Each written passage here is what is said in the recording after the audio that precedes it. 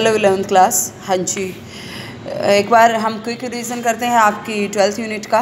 ठीक है, organic chemistry some basic principle and techniques. Okay, उसमें हमने आपका जो आपका पार्ट करना था इस साल, जो आपके एग्ज़ाम सिलेबस का पार्ट है, that is part 1 is the part of your syllabus, second and third. Okay, तो जो आपके ये पार्ट्स दिए हुए हैं, this one 4th 5th and 6th, this all these are not the part of your syllabus this year. Okay, so एक बार जल्दी से हम करते हैं कि ऑर्गेनिक जो कंपाउंड है, बेसिकली जो बेसिक कंसेप्ट है वो ऑर्गेनिक केमिस्ट्री के आपको क्या इन्फॉर्मेशन देते हैं। ठीक है, तो ध्यान से सुनना सारे के सारे कंटेंट को। ठीक है, तो सबसे पहले हम इंट्रोडक्शन करते हैं ऑर्गेनिक केमिस्ट्री का। ऑर्गेनिक केमिस्ट्री प्रीवियस यूनिट में हमने पढ़ा था, आपकी जो पी ब्लॉक एलिमेंट है उसमें हमने आपका स्टडी किया था कि कार्बन की एक यूनिक प्रॉपर्टी होती है कैटिनेशन की। ठीक है, एंड कोवेलेंट बॉन्ड फॉर्मेशन करता है दूसरे कार्बन एटम के साथ, and covalent bond number of other atoms के साथ भी बॉन्ड की फॉर्मेशन करता है, जैसे oxygen, nitrogen, sulphur, phosphorus and halogens. ठीक है, तो इन सभी कंपाउंड का जो कार्बन के कंपाउंड्स हैं इनको हम स्टडी करते हैं। एक सेपरेट ब्रांच होती है आपके पास केमिस्ट्री की, जिसको आप ऑर्गेनिक केमिस्ट्री बोलते हो। ठीक है, अब firstly you have to know that कि जो ऑर्गेनिक केमिस्ट्री है, जो हमने ये डेफिनेशन की है, इसकी प्रॉपर्टी जो हम कार्बन की स्टडी करते हैं, ये आपकी जनरेट कहाँ से हुई है। ठीक है, तो हम यहाँ पे सबसे बेसिक जो इन्फॉर्मेशन है which you have to know कि आपके पास ऑर्गेनिक एंड इनऑर्गेनिक जो कंपाउंड्स होते हैं इनमें डिफरेंस क्या होता है। ठीक है, तो ये एंशिएंट टाइम की आपके पास बातें हैं कि प्रीवियस टाइम में आपके पास क्या होता था कि आपको ऐसा बोल दिया जाता था कि ऑर्गेनिक कंपाउंड आपके पास वो कंपाउंड होते हैं जो लिविंग ऑर्गेनिज्म से हमें मिलते हैं, जैसे या तो डायरेक्टली हमें मिल जाते हैं या इनडायरेक्टली, जैसे एनिमल एंड प्लांट से।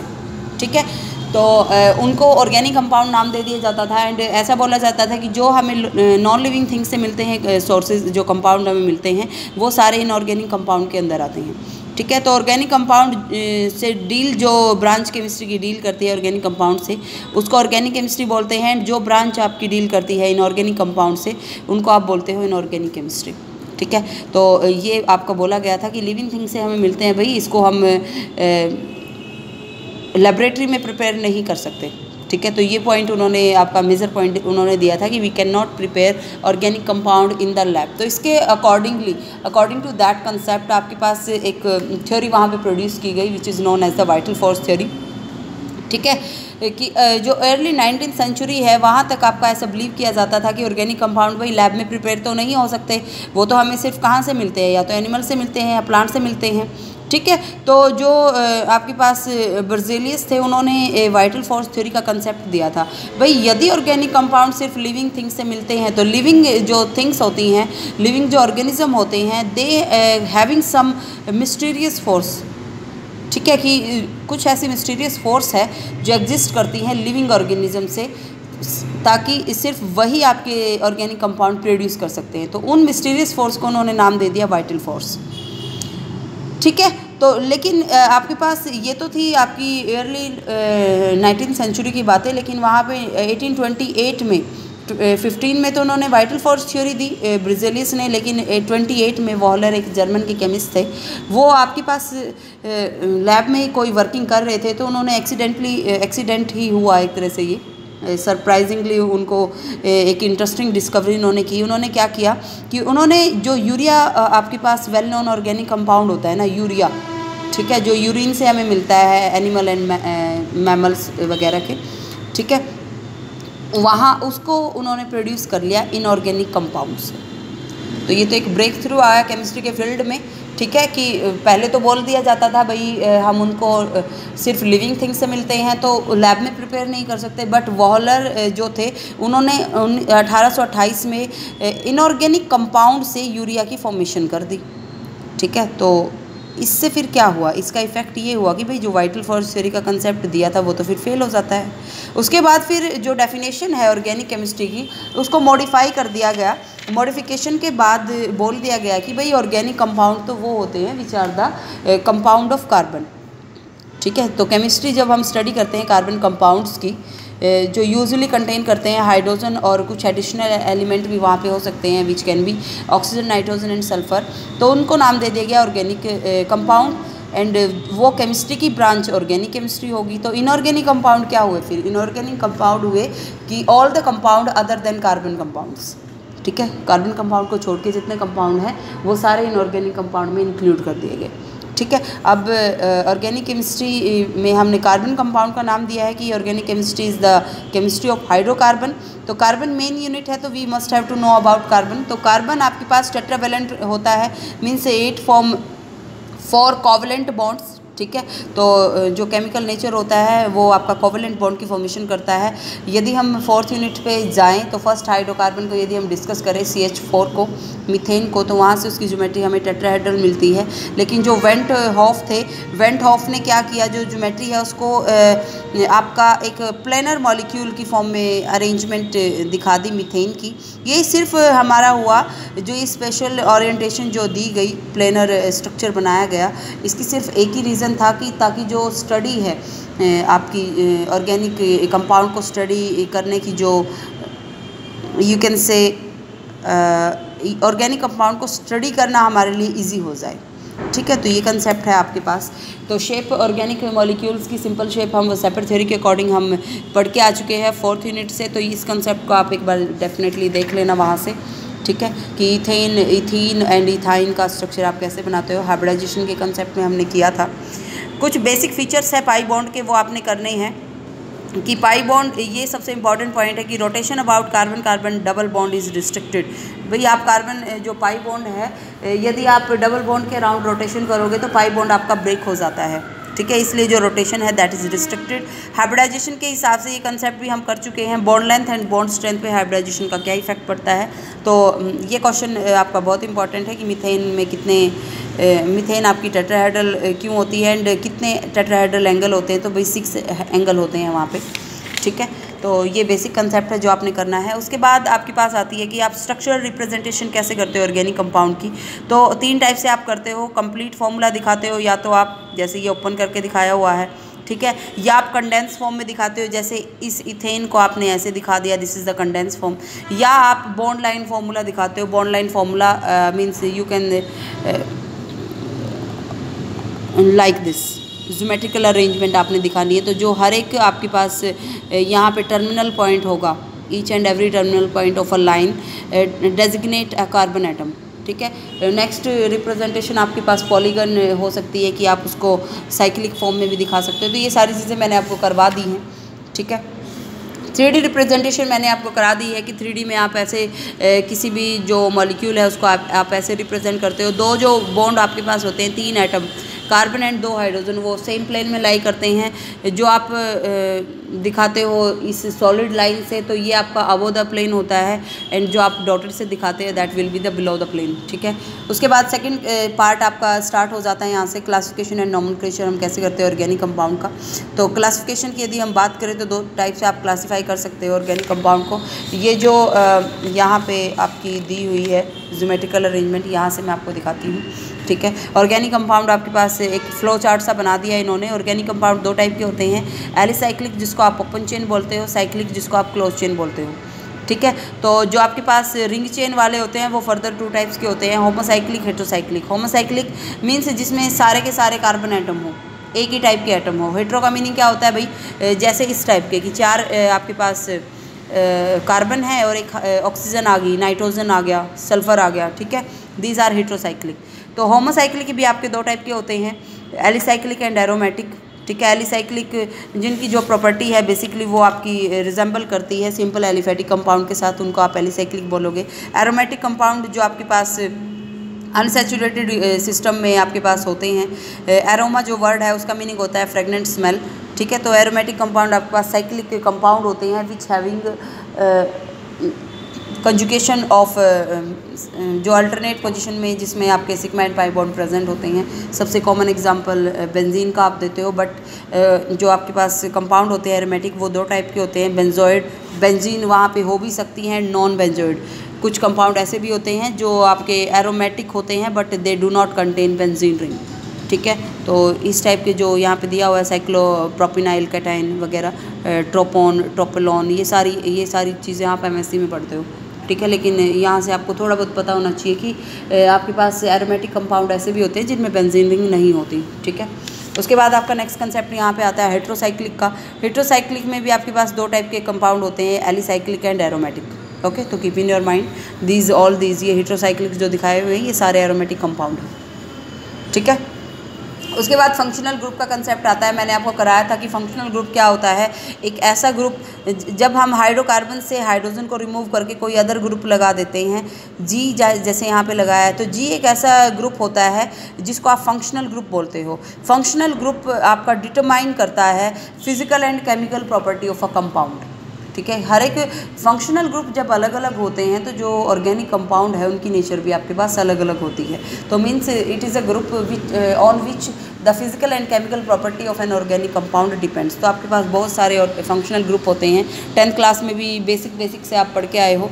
डबल बॉन्ड खुद में एक फंक्शनल ग्रुप है। ट्रिपल बॉन्ड हो गया, हेलोजन्स हो गए, एक्स हाइड्रोक्सी OH एल्कोहल्स हो गए, ठीक है। तो ईथर्स हो गए, जब 2 कार्बन आपके ऑक्सीजन से जुड़े हों उसको आप ईथर बोल देते हो। CHO ग्रुप एल्डिहाइड होता है, उसको आप एल्डिहाइड्स बोल देते हो। जब 2 कार्बनिल CO ग्रुप से जुड़े हों तो कीटोन हो जाते हैं। तो ये सारे फंक्शनल ग्रुप आपके पास यहाँ पे दिए हुए हैं, ठीक है। तो मैंने बोला था आपको कि टेबल एक बार यहाँ से देख लेना। उसके बाद नेक्स्ट कंसेप्ट आपके पास होमोलॉगस सीरीज़ का आता है। होमोलॉगस सीरीज़ मैंने आपको कराई थी कि हाइड्रोकार्बन की ये एक सीरीज़ होती है जहाँ पे आप सिमिलर ऑर्गेनिक कंपाउंड को डिस्कस करते हो, हर एक मेंबर को जिसमें सेम फंक्शन ग्रुप होता है। जैसे आप हाइड्रोकार्बन से स्टार्ट करते हो तो एक हाइड्रोकार्बन से नेक्स्ट पे यदि हम जाएंगे तो CH2 का डिफरेंस आता है, मीन्स 14 यूनिट मास का डिफरेंस आता है। यदि आप एक में 14 यूनिट जोड़ते हो तो उसका नेक्स्ट मेंबर बन जाता है। तो this is known as the homologous series, कि जहाँ पे आपके पास एक जो कंपाउंड है उससे नेक्स्ट पे यदि हम मूव करेंगे तो नेक्स्ट टू नेक्स्ट मूव करेंगे तो जो डिफरेंस हमने ऐड करना है वो आपका सेम यूनिट का डिफरेंस रहता है, ठीक है। उसके बाद नॉमेनक्लेचर का कंसेप्ट आता है। नॉमेनक्लेचर में मैंने आपको बताया था कि नॉमेनक्लेचर 2 टाइप से आप कर सकते हो, common name and IUPAC name. Common name कि ऑर्गेनिक कंपाउंड कहाँ से प्रोड्यूस हुआ है, किस साइंटिस्ट ने उसको आइसोलेट किया है, ठीक है, सोर्स क्या है, तो उसके हिसाब से जब आप नेमिंग करते हो ना तो उसको आप बोलते हो कॉमन नेम या you can say tribal name, ठीक है। यहाँ पे एग्जांपल दिए हुए हैं। जैसे आपके पास होता है मिथाइल अल्कोहल। मिथाइल अल्कोहल का वुड स्प्रिट बोलते हो क्योंकि वो डिस्ट्रक्टिव डिस्टिलेशन जब हम करते हैं वुड की तो वहाँ से हमें मिलता है, ठीक है। तो उसको आपने बोल दिया वुड स्प्रिट, तो ये इसका कॉमन नेम हो गया मिथाइल अल्कोहल का, ठीक है। उसके बाद IUPAC सिस्टम आता है। IUPAC का मीनिंग क्या होता है कि एक सिस्टमेटिक नेमिंग करना ऑर्गेनिक कंपाउंड की। वो आपके पास एक पर्टिकुलर नॉमेनक्लेचर होता है जिसमें एक सिस्टम बना होता है। अब सबसे फर्स्ट क्वेश्चन ये आता है कि इसकी रिक्वायरमेंट हमें क्यों, इसकी हमें ज़रूरत महसूस हुई। तो उसका एक ही रीज़न था भाई, आपके पास ऑर्गेनिक कंपाउंड का जो नंबर है ना 19th सेंचुरी में वो बहुत ज़्यादा हो गया था। तो कॉमन नेम से तो इतने सारे कंपाउंड को हम याद नहीं कर सकते। तो हमारे पास एक ऐसा सिस्टम होना चाहिए जिससे हम ऑर्गेनिक कंपाउंड की नेमिंग हम अच्छे से कर सकें एंड उसको हम याद कर सकें, ठीक है। तो एक पर्टिकुलर जर्नल रूल के अकॉर्डिंग जब आप नेमिंग करते हो तो उसको आप IUPAC नॉमेनक्लेचर बोलते हो। 3 पार्ट होते हैं इसमें। वर्ड रूट जो हमें बताता है कि कितने कार्बन एटम है, पढ़ के आए हो आप। इथ मिथ इथ प्रॉप, ठीक है। पेंट ब्यूट वगैरह ये सारे आते हैं कि 4 कार्बन हो, ब्यूट है। हैप्ट आता है 7 कार्बन के लिए, ठीक है। सफिक्स जैसे आप लगाते हो मिथेनॉल, ऑल जो लगा है ये आपका सफिक्स होगा, ठीक है। प्रफिक्स जैसे आपने बहुत बार नाम सुने होंगे, जैसे 1 नाइट्रो बेंजीन या 2 नाइट्रो टॉलुइन, ठीक है। तो कुछ इस टाइप से। तो जो आपके पास मतलब जो कंपाउंड के पहले आपके मतलब जो वर्ड रूट से पहले लगते हैं वो आपके पास सारे प्रीफिक्स होते हैं, ठीक है। तो यहाँ पे वर्ड रूट आपके बता रखे हैं, ये सारे मैं करा चुकी हूँ। सफिक्स आपके बता रखे हैं कि एन, इन, आइन, डबल बॉन्ड हो तो इन, ट्रिपल बॉन्ड हो तो आइन, ये चीज़ें मैं बता चुकी हूँ आपको, ठीक है।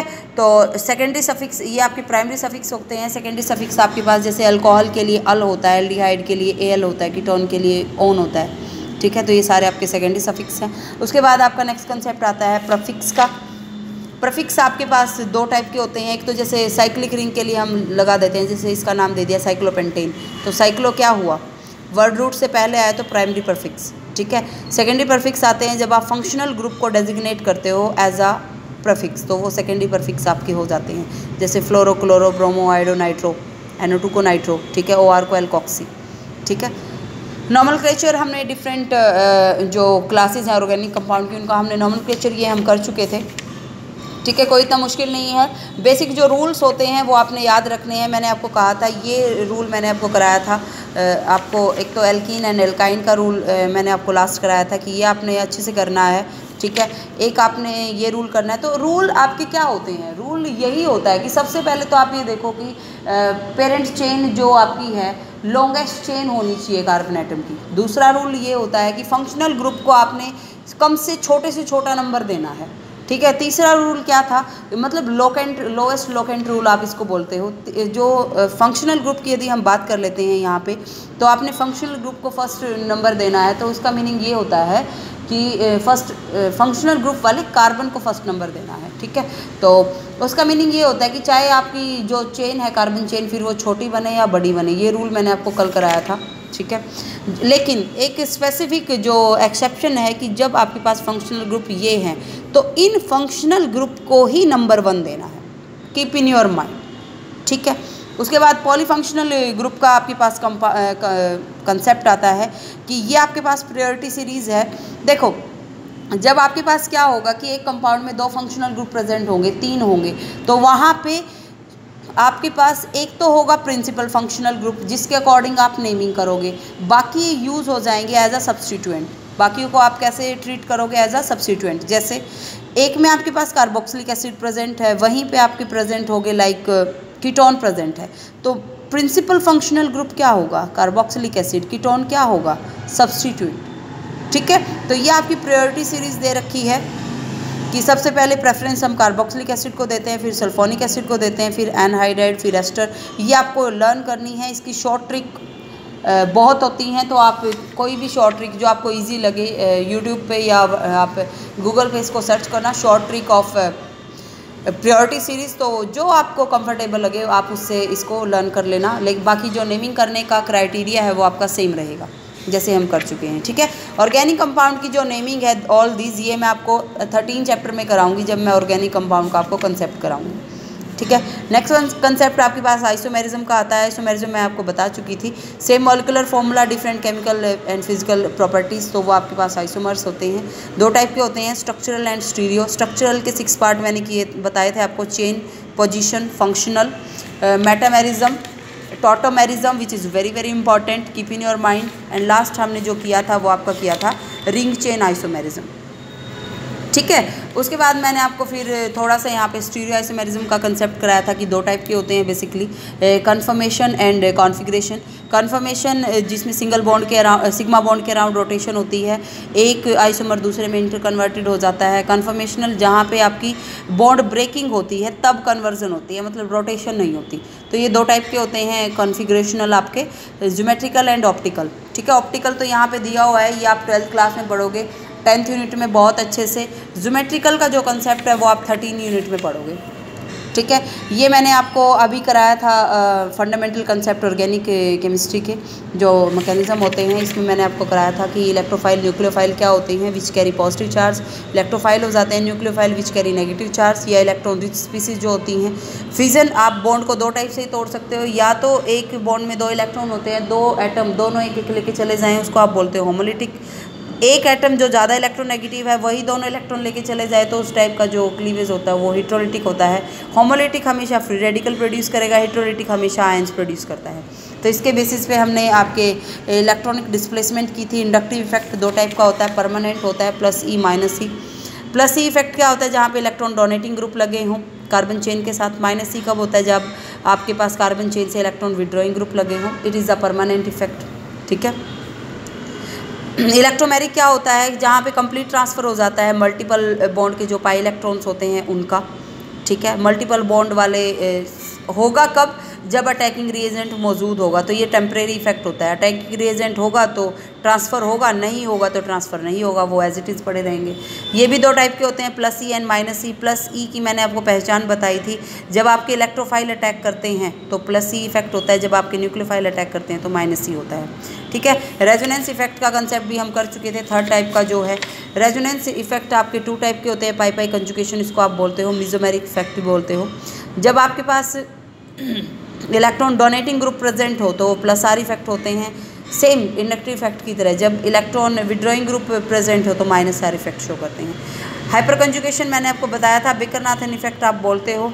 रेजोनेंस की ये आपके पास एक्सटेंशन फॉर्म होती है, सिग्मा पाई कंजुगेशन इसको आप बोलते हो। एक चीज़ मैंने आपको बताई थी कि एक डबल बॉन्ड से नेक्स्ट कार्बन पे को आप अल्फ़ा कार्बन बोलते हो, तो जितनी अल्फ़ा हाइड्रोजन प्रेजेंट होंगी ना किसी कंपाउंड में उतने ही हाइपर कंजुगेटेड स्ट्रक्चर होंगे, और जितने हाइपर कंजुगेटेड स्ट्रक्चर होंगे उतनी ज़्यादा स्टेबिलिटी होगी। तो ये कंसेप्ट मैं आपको करा चुकी थी, ठीक है।